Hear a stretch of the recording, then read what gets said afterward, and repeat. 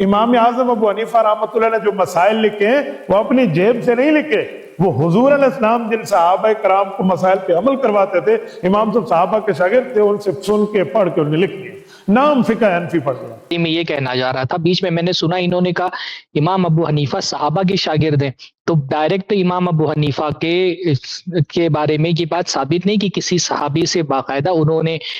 طلب علم کیا ہو اور ان کے سامنے زانو طلب مستحق کیا ہو، تو یہ پتہ نہیں کیسے انہوں نے یہ بات کہہ دی، تک کہ میرے علم میں ہے یہ تو دعویٰ بھی نہیں کسی نے کیا ہے کہ امام ابو حنیفہ صحابہ کے شاگرد ہیں، پتہ نہیں بات انہوں نے کیسے کہہ دی، مطلب یہ سوچتے ہیں اپنے درمیان میں بیٹھ کر کے کچھ بھی بولتے ہیں،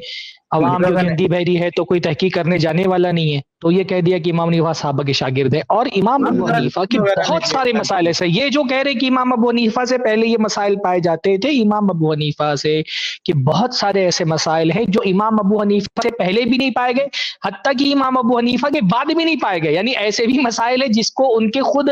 اپنے متبعین نے بھی نہیں قبول کیا۔ یہ کیسے بول سکتے ہیں؟ مثلا عصر کی نماز کے مسئلے میں جو امام ابو حنیفہ کا قول ہے کہ 2 مثل پر عصر کی نماز کا اول وقت ہوتا ہے، یہ امام ابو حنیفہ سے پہلے کوئی ایک امام دکھائے جس نے یہ بات کہی ہو کہ 2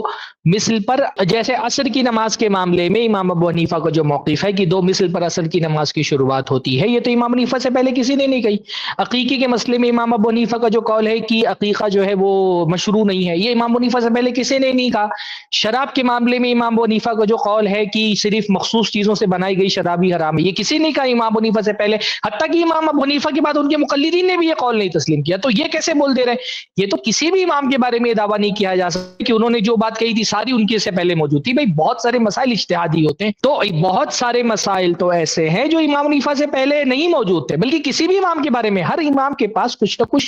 شاذ اقوال ہوتے ہیں۔ یہ کہنا کہ امام حنیفہ نے کوئی بات ایسی نہیں کہی جو ان سے پہلے نہیں پائی جاتی تھی، ایسی دسیوں باتیں بتائی جا سکتی ہیں جو امام ابو حنیفہ سے پہلے بھی کسی نے نہیں کہی، بلکہ بعض مسائل تو ایسے ہیں جو امام حنیفہ کے بعد بھی حتیٰ کہ ان کے مقلدین نے بھی اس کو قبول نہیں کیا۔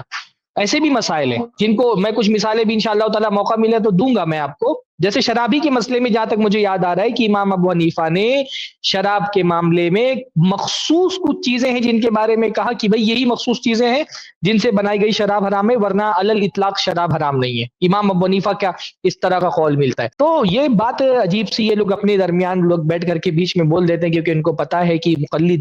یہ جو مقلد ہوتے ہیں نا، مقلد صرف ایسا نہیں کہ اپنے امام کے مقلد ہوتے ہیں، تقلید انسان کے ذہن کو ایسا